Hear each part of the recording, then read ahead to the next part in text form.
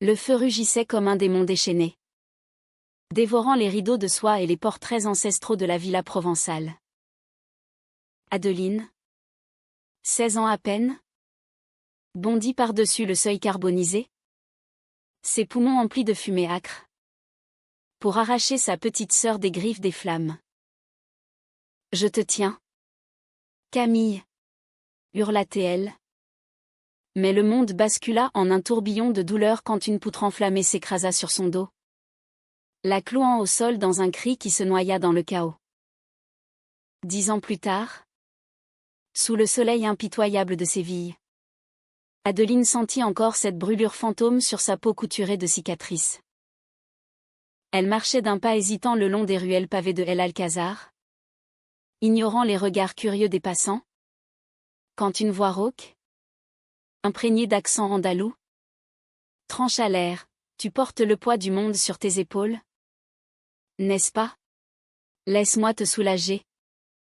Au moins pour un café. » C'était Maëlle, adossée à une fontaine baroque, ses cheveux noirs cascadant comme une nuit d'été sur ses épaules nues. Ses yeux, sombres et profonds comme les mines de Rio Tinto, capturèrent Adeline en un instant. Et pour la première fois depuis des années, la Française sentit que son cœur, ce traître calciné, battait à nouveau pour autre chose que la survie. Adeline n'avait pas prévu de s'égarer en Andalousie. Paris, avec ses boulevards haussmanniens et ses cafés enfumés, l'avait chassée comme un fantôme indésirable. Sa famille, ses Provençaux fiers et impitoyables, l'avait élevée dans l'ombre des oliviers et des secrets bien gardés. Le feu de cette nuit fatidique n'avait été que le premier chapitre d'une saga de sacrifice. Elle s'était jetée dans les flammes pour Camille, sa cadette adorée. Mais les médecins avaient murmuré que sans son acte héroïque, la petite aurait péri. Les journaux provençaux avaient titré « L'héroïne de la nuit ardente » et Adeline avait souri au flash, masquant la douleur qui irradiait de ses épaules martyrisées. Pourtant, la gratitude familiale s'était muée en chaînes invisibles. Son père, un vigneron austère aux mains calleuses, l'avait forcée à endosser le rôle de la fille parfaite, mariages arrangés avec des fils de notables, dîners interminables où l'on disséquait les ragots du village. « Tu as donné ton corps au feu pour nous, Adeline. Ne nous refuse pas ton âme. » lui avait-il susurré un soir, les yeux rougis par le pastis. Elle avait fui, laissant derrière elle une lettre froissée « Je ne suis plus votre trophée calciné. » Séville l'avait accueillie comme une amante capricieuse. La ville des passions, avec ses patios fleuris de jasmin et ses guitares flamencas qui pleuraient dans la nuit, semblait faite pour les âmes en exil. Adeline s'était installée dans un petit appartement au cœur du Triana, quartier des gitans et des rêveurs, où l'odeur de l'orange amère se mêlait à celle du jasmin fané. Elle enseignait le français à des enfants turbulents, leur rire effaçant un peu les échos des flammes. Mais Maëlle... Ah! Maëlle était un tourbillon. Danseuse de flamenco au tablao El Arnal, elle foulait les planches usées avec une grâce féline, ses talons claquant comme des coups de fouet contre le destin. Ce premier café, bu sur la plaza de España, avait été un piège délicieux. Maëlle, avec son rire rauque et ses gestes amples, avait disséqué Adeline d'un regard. « Tes cicatrices ne sont pas des chaînes, Carino. Elles sont des médailles d'une guerre que tu as gagnée seule. » Adeline avait rougi, ses joues pâles contrastant avec la peau olive de l'Andalouse. Pour la première fois, elle se sentit vue. Non comme une survivante brisée, mais comme une femme entière, désirée. Les jours suivants filèrent comme un duande enivrant. Maëlle l'emmena dans les ruelles secrètes de Séville, où les murs ocre chuchotaient des amours interdites. Elles dansèrent sous les arches de la Giralda, Adeline maladroite dans ses pas hésitants. Maël la guidant d'une main ferme sur sa taille. Laisse-toi aller. Mi amor. Le flamenco n'est pas une danse, c'est une confession. Et Adeline confessa. Dans les silences entre deux tours. S'énuyanté par les flammes. Son corps marqué comme un parchemin ancien. Maël écouta. Ses doigts traçant les contours des cicatrices sous le tissu fin de la chemise. Avec une tendresse qui guérit plus que les onguents. Bientôt. Leurs lèvres se frôlèrent dans l'ombre d'un patio. Sous un ciel étoilé qui semblait complice. Le baiser fut un incendie doux. Sans la fureur destructrice du passé. Adeline. Les yeux clos. Savoura le goût de l'andalouse, celle de la sueur. Miel d'orange. Et une pointe d'amertume gitane. Je t'aime déjà. Murmura Maël. Ses mains enfouies dans les cheveux châtains d'Adeline. Et toi? La Française? Le cœur battant? Répondit par un autre baiser. Plus profond. Plus affamé. C'était l'amour. Pur et clandestin. Dans une ville qui tolérait les secrets mais les murmurait au vent. Pourtant, l'ombre de la famille planait. Adeline recevait des lettres de Provence. Pleines de reproches voilés. Camille se marie bientôt. Reviens pour la noce. Ou es-tu trop fière de tes plaies? Son père signait toujours de la même main tremblante. Un mélange de fierté et de possession. Elle les brûlait dans le petit poêle de son appartement. Mais les cendres s'accrochaient à son âme. Maël, orpheline de la rue, comprenait ses chaînes. Ma mère gitane m'a vendu à un troupeau de chèvres pour payer une dette? Riait-elle amèrement. Mais j'ai appris à danser pour racheter ma liberté. Elle passait des nuits entières à parler. Enlacée sur le lit défait. Les corps entrelacés comme des vignes provençales. Adeline découvrait en Maël une amante passionnée. Dont les caresses effaçaient les brûlures anciennes. Leurs ébats étaient un rituel païen, Maël. Dominante et sensuelle. Guidait Adeline dans des danses charnelles. Ses lèvres explorant chaque courbe. Chaque cicatrice. Transformant la douleur en extase. Tu es belle. Adeline. Tes marques sont des poèmes gravés sur ta peau. Et Adeline, libérée, se laissait emporter. Ses gémissements se mêlant au chant lointain des cigales.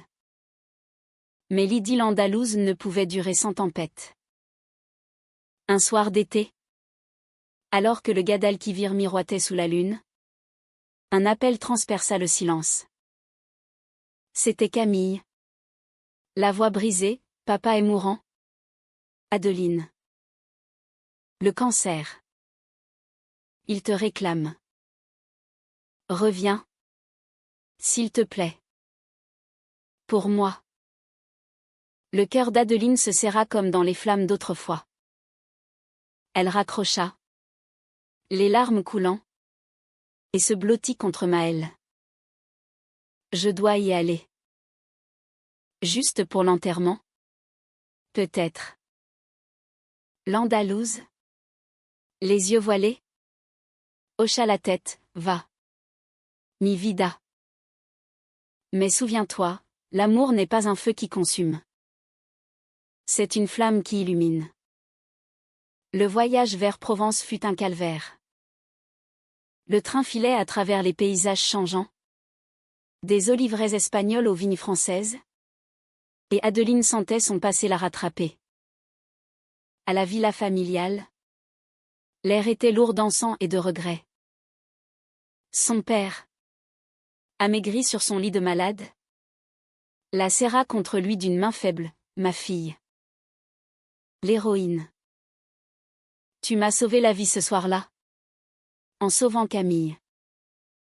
Elle pleura. Le pardonnant presque. Tandis que la famille se pressait autour. Un cœur de cousin et de tante en noir. Camille, rayonnante dans sa robe de mariée blanche, l'embrassa. Merci d'être venu. Papa voulait te voir une dernière fois. La noce fut un tourbillon de danse provençale et de toast au pastis. Mais Adeline se sentait étrangère. Une ombre parmi les siens. C'est là, dans le jardin aux lauriers roses, qu'elle croisa le regard de Lucien. Le cousin distant. Un homme aux manières polies et aux yeux calculateurs. Adeline, tu es revenue. Mariée. Tu le seras bientôt toi aussi. Non. Papa en rêvait. Les mots la glacèrent. Le lendemain, alors qu'elle aidait à ranger les malles du défunt, elle trouva une lettre jaunie, un testament codiciliaire, stipulant que l'héritage familial les vignobles. La villa irait à Camille seulement si Adeline acceptait d'épouser Lucien. Pour perpétuer la lignée. Pour effacer les faiblesses. Son père avait su. D'une manière obscure. Pour ses inclinations secrètes. Apprises peut-être par un commérage parisien. La trahison la frappa comme une poutre enflammée, elle s'était jetée dans le feu pour eux. Et voilà leur gratitude un marché sordide pour son corps et son âme. Elle s'enfuit dans la nuit. Roulant à travers la Provence jusqu'à Marseille. D'où un vol la ramena à Séville. Maël l'attendait à l'aéroport. Les bras ouverts. Mais Adeline, brisée, murmura, ils me veulent en cage. Pour l'argent. Pour l'honneur. Et toi? Ils te haïraient. L'Andalouse la serra fort, qu'ils aillent au diable. Nous sommes plus fortes que leurs flammes. Pourtant, le doute s'insinua comme une fumée insidieuse. Les appels de Camille pleuvaient, signe les papiers. Adeline. C'est la volonté de papa. Lucien t'aime. Il le jure.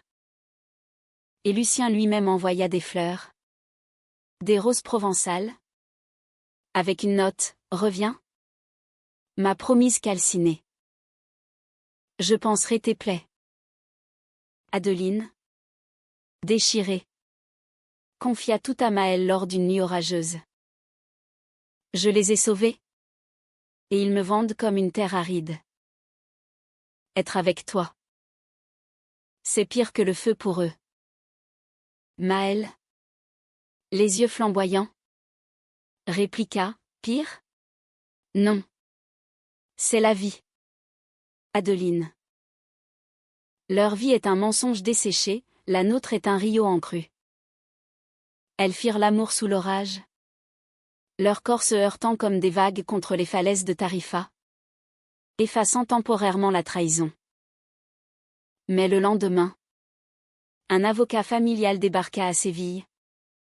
Porteur d'un ultimatum, signé. Où Camille perd tout. Le conflit culmina au Tablao El Arnal. Lors d'une représentation mémorable. Maël dansait son solo. Un canat déchirant sur l'amour perdu. Quand Adeline, ivre de chagrin, grimpa sur scène. Les talons claquants. Elle arracha Maël de sa transe. Et devant un public stupéfait, elles dansèrent ensemble un flamenco lesbien. Audacieux et nu. Où les corps se frôlaient sans tabou. Les regards verrouillés dans une déclaration silencieuse. Les applaudissements fusèrent. Mais aussi les murmures, escandalo. Camille arriva le lendemain. Escortée par Lucien. Dans l'appartement exigu. Adeline. Qu'as-tu fait? La famille est en deuil. Et toi? Cette abomination sur scène? Les mots tombèrent comme des braises. Lucien. Suave. Ajouta, signe. Et oublie cette gitane. Elle n'est rien. Maëlle, pâle mais fière, riposta, rien? Je suis son feu vivant. Pas votre cendre froide. Adeline, le cœur en lambeaux. Choisis. Elle déchira le testament devant eux. J'ai brûlé pour vous une fois. Plus jamais. Maëlle est ma famille maintenant. Camille pleura. Lucien jura. Mais ils partirent, laissant derrière eux un silence chargé de liberté. Les mois suivants furent une reconstruction lente. Adeline et Maëlle s'installèrent dans une maisonnette près de Cadix, face à l'Atlantique, où les vagues chantaient des berceuses gitanes. Adeline écrivit un mémoire, Flamme et ombre, qui devint un best-seller en France. Un plaidoyer pour les amours marginales. Maëlle ouvrit une école de danse, enseignant le flamenco comme une thérapie des âmes blessées. Un soir d'automne, sous un ciel provençal qu'elles avaient fui ensemble, Adeline prit la main de Maëlle sur la plage déserte. Être lesbienne n'était pas pire, murmura-t-elle. C'était le début de ma vraie vie. Maëlle sourit. Ses yeux sombres pétillants, et le feu? Adeline rit. Pour la première fois sans amertume, le feu m'a forgé pour toi. Elles s'embrassèrent, silhouettes enlacées contre l'horizon, tandis que le soleil se noyait dans la mer. La trahison avait calciné les chaînes du passé, l'amour, lui, avait allumé une flamme éternelle, humaine et indomptable. Le vent salé de l'Atlantique fouettait leurs visages alors qu'elles marchaient le long de la plage de Bologna, près de Cadix. Adeline, les pieds nus dans le sable frais, sentait encore l'écho des cris de Camille dans ses oreilles. Abomination, avait-elle dit. Le mot résonnait comme un glas. Mais Maëlle, à ses côtés, serrait sa main avec une fermeté qui ancrait le présent. Laisse-les, Carino. Leur venin ne nous atteindra pas ici. La maisonnette qu'elles avaient louée était un refuge modeste, murs blancs écaillés, volets bleus battus par les embruns, et un patio où le bougainvillier grimpait en cascade pourpre. C'était un havre loin des intrigues provençales. Un coin d'Andalousie où les pêcheurs chantaient des seguidillas au lever du jour. Adeline y avait apporté ses livres jaunis Proust, Colette, ses voix françaises qui avaient bercé son exil intérieur. Maëlle, quant à elle, avait suspendu des châles flamenco aux poutres, transformant l'espace en un sanctuaire de couleurs vives et de passions contenues. Les premières semaines furent un cocon fragile. Adeline se réveillait en sursaut, hantée par des rêves où les flammes léchaient non plus la villa, mais le corps de Maëlle. Je les ai perdus pour toi, murmurait-elle dans l'aube grise, les larmes mouillant l'oreiller. Ma sœur, mon père. Maëlle, toujours la première levée, préparait un desayuno simple, pain grillé à l'huile d'olive, tomates écrasées avec de l'ail, et du café noir comme la nuit andalouse. Elle s'asseyait au bord du lit, caressant les cheveux en désordre d'Adeline. Tu ne les as pas perdus? Mis à mort. Tu t'es retrouvée. Et moi? Je suis là pour recoller les morceaux. Leur routine se tissa comme une mantille délicate. Le matin, Adeline enseignait en ligne à ses élèves sévillans, sa voix douce expliquant les subjonctifs français avec une patience nouvelle. L'après-midi, elle rejoignait Maëlle à l'école de danse naissante, un ancien entrepôt reconverti en salle aux miroirs craquelés. Là, entourée d'élèves, des jeunes filles gitanes aux hanches déjà ondulantes, des femmes d'âge mûr cherchant à raviver une flamme intérieure, elles improvisaient des cours hybrides, flamenco matinée de valse parisienne. Adeline, gauche au début, Apprit à claquer des castagnettes. Ses cicatrices se muant en rythme plutôt qu'en entrave. Maëlle était une muse impitoyable. Plus de hanches. Adeline. Imagine que tu portes le poids de l'océan sur tes reins. Riait-elle. Ses mains corrigeant la posture avec une intimité qui faisait rougir les apprentis. Le soir, dans la quiétude du patio, elle dansait pour elle seule. La guitare acoustique de Maëlle pleurait une soléa lente. Et Adeline, les yeux fermés, se laissait guider, leur corps se frôlant dans une danse érotique et sacrée. Ces moments étaient leur cathédrale, pas de prêtre. Juste deux âmes nues sous les étoiles. Mais la trahison familiale n'était pas un fantôme qu'on exorcise d'un claquement de talons. Les lettres affluaient. D'abord suppliantes, puis venimeuses. Camille écrivait, Lucien est furieux. L'héritage est gelé. Et je paie pour ton caprice. Reviens. Ou je te maudis comme la sorcière que tu es. Adeline les lisait à voix haute à Maëlle, qui secouait la tête avec un mélange de pitié et de rage. Ta sœur est prisonnière de leur toile d'araignée. Libère-toi. Et peut-être qu'un jour, elle le fera aussi. Pourtant, le doute rongeait Adeline comme une rouille fine. Une nuit. Après un appel larmoyant de Camille, papa t'aurait renié pour moins que ça. Elle s'effondra dans les bras de Maëlle. Et si j'ai tort? Si cet amour est un feu qui nous dévorera toutes les deux? L'Andalouse, les yeux luisants, la releva doucement, l'amour n'est pas un feu. Adeline. C'est un olivier, il ploie sous la tempête. Mais ses racines s'enfoncent plus profond. Elles firent l'amour ce soir-là avec une urgence nouvelle. Maëlle explorant chaque courbe de la française comme pour graver son territoire. Ses lèvres sur les cicatrices. Sa langue traçant des arabesques de feu doux. Adeline se sentit renaître.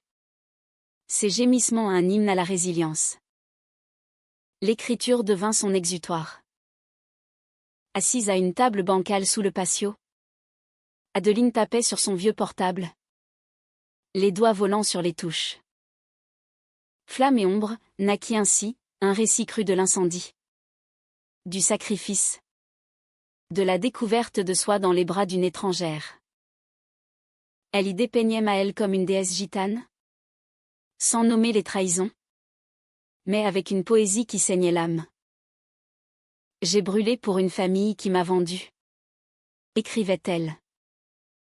Mais dans ses yeux sombres, j'ai trouvé un foyer inextinguible. Maëlle, en lisant les premiers chapitres, pleura pour la première fois devant Adeline. C'est beau. Mi vida. Mais douloureux. Promets-moi que tu n'oublieras pas, nous sommes plus que des mots sur une page. Elles scellèrent la promesse d'un baiser salé par les larmes, sous la lune qui baignait Cadix d'une lumière argentée. Pourtant, le monde extérieur conspira. Un journaliste français, flairant le scandale, publia un article dans Le Monde, l'héroïne de Provence. Fugitive lesbienne en Andalousie. Les photos volées Adeline et Maëlle dansant au tablao firent le tour des tabloïds provençaux. Camille appela. Hystérique, tu nous déshonores. Lucien menace de tout révéler sur ton passé. Adeline raccrocha. Le cœur cognant. Et courut vers la plage. Où Maëlle la trouva effondrée. Les vagues léchant ses pieds. Ils ne s'arrêteront pas. Murmura-t-elle. Ils me traqueront jusqu'à ce que je cède. Maëlle s'agenouilla. Prenant son visage entre ses mains, alors. Combattons.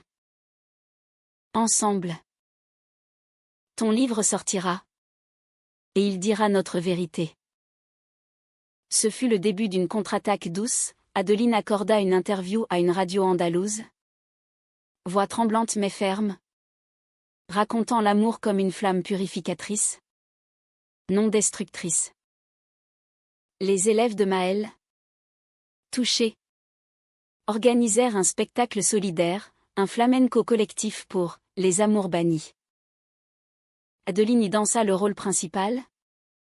Ses cicatrices visibles sous une robe diaphane.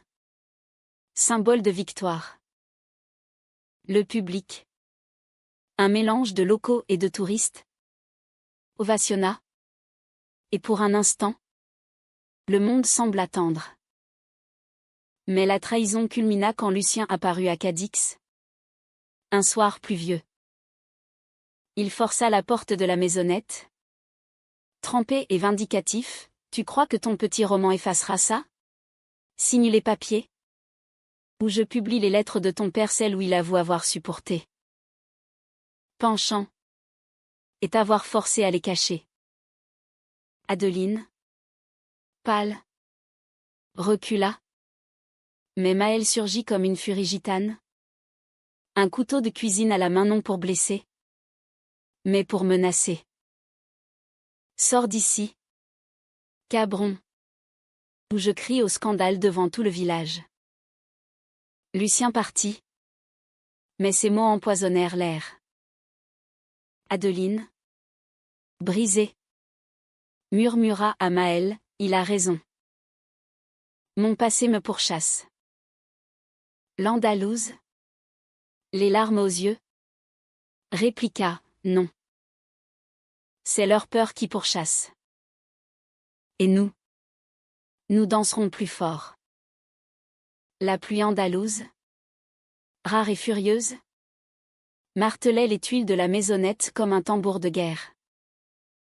Adeline, levée contre Maëlle sur le divan usé, écoutait le rythme syncopé, essayant de noyer les échos de la voix de Lucien. Il reviendra, murmura-t-elle, ses doigts entrelacés à ceux de l'Andalouse. Avec des avocats, des flics. Ils ne lâcheront pas l'héritage. Maëlle, sa peau chaude contre la sienne, répondit d'une voix basse, presque chantée, qu'ils viennent. Ce qui est à nous, personne ne le prendra. Pas même le diable provençal. Le lendemain, le soleil perça les nuages, et avec lui, une détermination nouvelle. Adeline envoya son manuscrit à une éditrice parisienne, une femme au nom évocateur, Isabelle Duval, connue pour ses publications audacieuses sur les identités fluides. La réponse arriva en 2 semaines, un contrat, avec une avance modeste mais une promesse de tirage important. Votre voix est un cri du cœur, écrivait Duval. Publié. Et que les flammes de la vérité consument les mensonges. Maëlle fêta cela d'un dîner gitano, gazpacho glacé, gamba payel, et une bouteille de manzanilla de San Lucar. Elles mangèrent sur la plage au crépuscule, les vagues lapant les flammes d'un brasero improvisé. À nous, trinqua Maëlle, ses yeux sombres reflétant les braises. À l'amour qui ne négocie pas. Adeline, émue, l'embrassa, leurs lèvres salées par la mer et le vin. Cette nuit-là, leur étreinte fut lente, presque rituelle, Maëlle traçant des motifs invisibles sur le dos cicatrisé d'Adeline, murmurant des seguidillas d'amour en espagnol ancien. La Française se perdit dans cette tendresse, ses doutes fondant comme neige au soleil de Cadix. L'école de danse prospérait. Les élèves, un chœur de femmes en quête, mère divorcée, adolescentes rebelles, expatriés solitaires, formaient une sororité inattendue. Lors des répétitions, Maëlle enseignait non seulement les pas, mais l'âme du flamenco, c'est le duande. Fille, cette douleur qui danse, cette joie qui pleure. Adeline, assistante improvisée. Apportait sa touche française, des poèmes de Verlaine récités entre deux bullerias, reliant les passions ibériques aux tourments parisiens.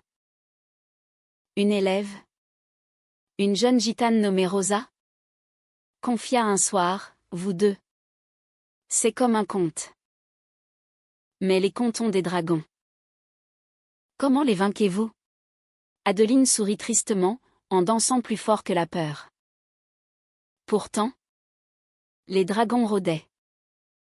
Camille débarqua sans prévenir. Un après-midi ensoleillé. Son alliance neuve scintillant comme un reproche. Elle trouva Adeline seule, penchée sur ses corrections. Sœur, commença-t-elle, la voix chevrotante. Adeline se raidit, mais l'invita à s'asseoir sous le patio. Le jasmin embaumait l'air. Un contraste cruel avec la tension. Lucien m'a forcé à venir. Il dit que si tu ne signes pas, il ruine tout, le domaine, notre nom. Et ton livre. Il le fera interdire? Avec ses connexions. Adeline sentit la vieille brûlure remonter. Tu savais pour le testament? N'est-ce pas? Que papa me vendait comme une vache laitière? Camille baissa les yeux. Rougissante, c'était sa volonté. Pour la famille. Et toi? Avec elle. C'est contre nature. Papa l'aurait haï. Les mots frappèrent comme un fouet. Adeline se leva. Les poings serrés, contre nature? J'ai risqué ma vie pour toi. Camille. Pour cette famille qui me traite comme un monstre. Maëlle m'aime vraiment pas pour un lopin de terre ou un titre. Camille pleura. Un sanglot enfantin qui ramena Adeline à cette nuit d'incendie. Elle s'agenouilla, prenant les mains de sa sœur, pars. Camille. Choisis ta cage si tu veux. Mais moi. J'ai trouvé ma liberté. La cadette s'enfuit. Laissant une enveloppe les derniers papiers.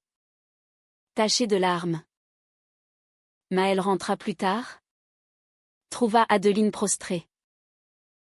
Encore, demanda-t-elle doucement. Adeline hocha la tête. Et ensemble, elles brûlèrent les documents dans le brasero de la plage. Les flammes dansèrent. Libératrice. Et Maëlle entonna une rumba joyeuse, tirant Adeline dans une danse folle sous les étoiles. Regarde. Mis à mort. Le feu nous obéit maintenant. Le livre sortit en octobre. Sous un ciel automnal chargé de promesses. Flamme et ombre, grimpa dans les charts français. Salué par la critique comme un roman lesbien d'une intensité proustienne. Ancré dans les passions espagnoles. Des invitations affluèrent, lecture à Paris. Interview à Madrid. Adeline, terrifiée mais exaltée, accepta une à Séville. Maëlle l'accompagna, fière comme une reine gitane. La soirée au théâtre Lope de Vega fut magique. Adeline, en tailleur noir élégant, lut un extrait sur l'amour clandestin, sa voix chevrotant sur les descriptions des caresses de Maëlle. Le public, conquis, applaudit debout. Mais au cocktail d'après, un fantôme surgit, Lucien, en smoking impeccable, un verre de champagne à la main. Bravo, cousine. Ton petit conte fait scandale à Provence. Mais sais-tu que Camille attend un enfant? De moi. Et sans l'héritage. Il ricana. Un serpent en habit fin. Adeline blêmit. Mais Maëlle, sentant la tempête, s'interposa, félicitations pour la progéniture. Mais l'héritage d'Adeline est ici. Avec nous. aller harceler les vignes, au lieu de pourrir l'air. Lucien s'éloigna, mais son poison agit. Cette nuit, à l'hôtel, Adeline se tourna et se retourna, un enfant. Ma nièce. Et si je les ai condamnés à la misère? Maëlle, patiente, la serra contre elle, tu les as libérés de leur propre poison. Camille choisira. Un jour. Leur amour, cette nuit, fut un baume, lent, exploratoire. Maëlle murmurant des promesses en castillan tandis que ses mains redessinaient les contours du corps d'Adeline. L'orgasme vint comme une vague apaisante, effaçant les ombres. Le vrai au point survint à Noël. Une lettre de l'avocat familial, le testament contesté. L'héritage divisé, Camille en garde la moitié. Adeline l'autre. Sans condition. Votre père, en mourant, a eu un sursaut de conscience, écrivait-il. Était-ce vrai? Ou la pression du livre? Adeline n'en sut rien. Mais elle pleura de soulagement, téléphonant à Camille, pour le bébé. Je viendrai voir ma nièce. Mais s'enchaîne. Maëlle, émue, organisa une fête gitane, guirlande de lumière. Tablao improvisé avec les élèves. Rosa dansa une alegria triomphante. Et Adeline, pour la première fois, mena la ronde. C'est pas fluide. Libérée.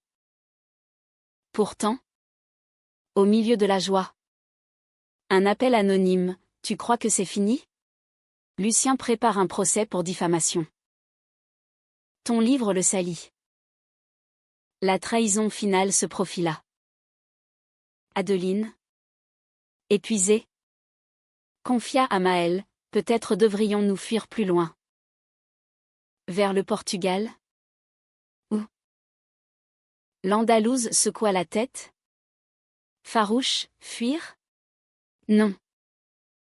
Nous affronterons. C'est notre duande. L'hiver andalou, doux comme une caresse volée, enveloppait Cadix d'un voile de brume marine. Adeline et Maëlle, blottis sous une couverture sur la terrasse de la maisonnette, sirotaient un chocolat épicé en regardant les cargos lointains fendre l'horizon. Le procès menaçant planait comme un nuage noir. Mais pour l'instant, la paix régnait. Imagine, murmura Adeline, si tout cela n'avait été qu'un rêve fiévreux. Les flammes. La trahison. Et toi? Un mirage gitane. Maëlle rit. Un son rauque et chaleureux, un mirage? Touche-moi. Alors. Je suis bien réelle. Et plus têtu qu'un âne de Ronda. Le bébé de Camille naquit au printemps. Une fille prénommée Élise. En hommage à la grand-mère disparue. Adeline vola à Provence pour la première fois depuis l'ultimatum. Le cœur battant d'un mélange d'appréhension et d'espoir. Camille l'accueillit à la maternité. Épuisée mais radieuse.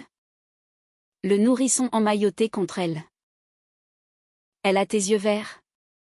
Dit-elle doucement, tendant le bébé. Papa aurait été fier. Adeline berça Élise. Des larmes coulant sur ses joues, et toi? Camille? Es-tu heureuse?